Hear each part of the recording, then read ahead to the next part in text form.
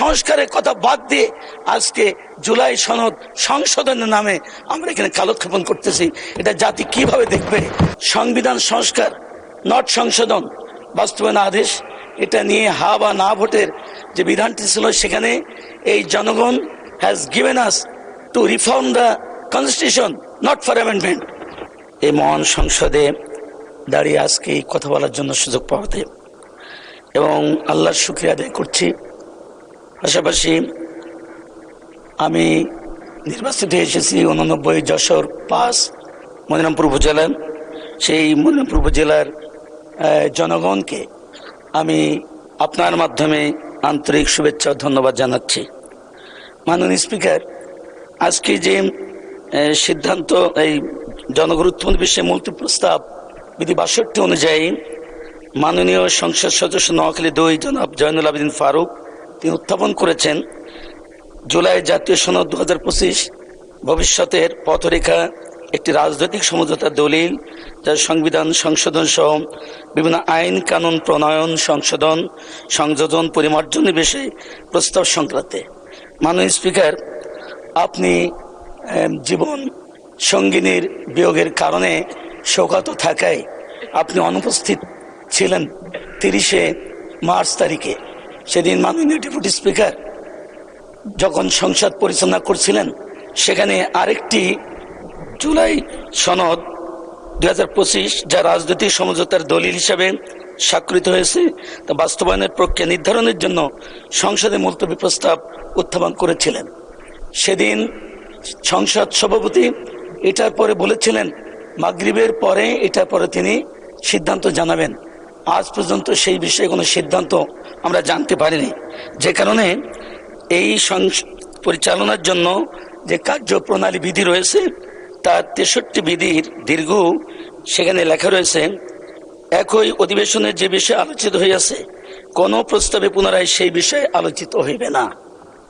মাননীয় স্পিকার, 63 বিধির এই দীর্ঘ, এটার কারণে আজকের এই উত্থাপিত বিষয়টি যেটা আজকে আনছেন, আজকে নতুন করে, সেদিন এনেছিলেন স্বতন্ত্র জাতীয় সংসদ সদস্য, আজকে সরকারি দলের শব্দের শুধু একটু, কিন্তু এখানে একই বিষয়।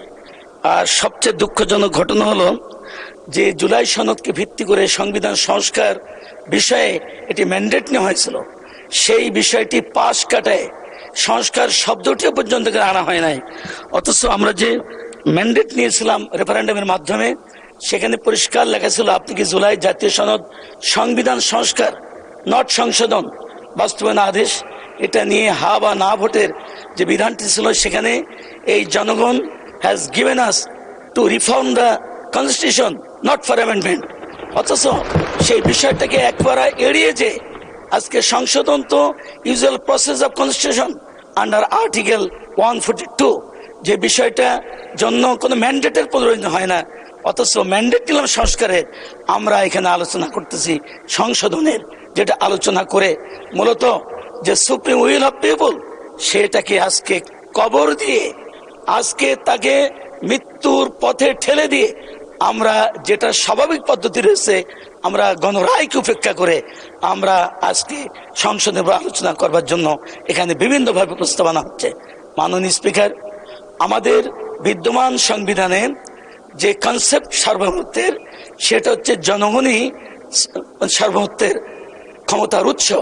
তাহলে জনগণ যে ক্ষমতার উৎস, যে বিদ্যমান সংবিধান, সেটা আমরা কখন বুঝি? যখন দেশ বিপদে পড়ে, সংবিধান যখন একটা দেশ পরিচালনা করে ব্যর্থ হয়, অভ্যুত্থান, বিপ্লব, তখন গণরায় নয়। আমাদের বাংলাদেশের ইতিহাসে ইতিপূর্বে 3 বার গণরায় নেওয়া হয়েছে, কোনোটা ইগনোর করা হয়নি। যদিও 5ম সংশোধনের মাধ্যমে পরবর্তী কোনো একটা সরকার এসে, পতিত সরকার, তারা এটাকে অবৈধ ঘোষণা করেছিলেন, পরবর্তী সেটাও রিভার্স হয়েছে। কিন্তু আজ দুঃখজনক ঘটনা, পৃথিবীতে যেখানেই সাংবিধানিক রাষ্ট্র ব্যবস্থার চলতে পারে না, অচল হয়ে যায়, তখনই গণরায়ের প্রশ্ন আসে। কিন্তু আমরা গণরায় এই দেশে অতীতে আমরা কোনো সময় ইগনোর হতে দেখিনি, অমান্য করতে দেখিনি, কিন্তু আজকে অতীব সত্য যে আজকে সেই গণরায়কে পর্যন্ত আজকে উপেক্ষা করা হচ্ছে। মাননীয় স্পিকার, আজকে আমি যদি এই মহান পার্লামেন্টের সদস্য হিসেবে কথা না বলতে আসতাম, যদি আমি জনগণের কাতারে থাকতাম, তাহলে আমি নিশ্চয়ই টেলিভিশনের সামনে এই মহান সংসদ নিয়ে আলোচনা আমি দেখতাম। তখন তো আমাকে বলে লাগতো, হাই, জাতি সংস্কারের জন্য পারমিশন দিল, ক্ষমতা দিল, সেই সংস্কারের কথা বাদ দিয়ে আজকে জুলাই সনদ সংশোধনের নামে আমরা এখানে কালক্ষেপণ করতেছি। এটা জাতি কিভাবে দেখবে? সেই ইতিহাসের কাঠগড়ায় আমরা আসামি হয়ে যাওয়ার আশঙ্কা দরজাটা খুলে দিলাম। আজকে জুলাই সনদ করার উদ্দেশ্য ছিল যাতে ভবিষ্যতে আর কোনোদিন মানুষ গুম না হয়, আয়না ঘরে না যায়, আর কোনোদিন যেন জুডিশিয়াল কিলিং এর শিকার না হয়, আর কোনোদিন যাতে আমার সন্তান হত্যার শিকার না হয়, সড়ক আন্দোলন করলে বেপরোয়া পাখির মতো গুলি করে আমাদের ছাত্রদের মারার মতো ঘটনা না ঘটে, এবং পরিশেষে জুলাইয়ের আন্দোলনের মাধ্যমে হাজার হাজার পঙ্গুত্ব বরণ করেছে, 2000 মতো শহীদ হয়েছে। আমি যদি আজকে সংস্কার না হয়, যদি সংসদের পথেই যদি আমরা জেদ ধরে পড়ে থাকি, তাহলে আবার হত্যা ফিরে আসবে, আবার আয়নাঘর ফিরে আসবে, আবার জুলাই যোদ্ধা ফিরে আসবে, আবার যুদ্ধ হবে, আবার জীবন যাবে, আবার হেলিকপ্টার দিয়ে গুলি করে আমার মাসুম বাচ্চাদের হত্যা করা হবে।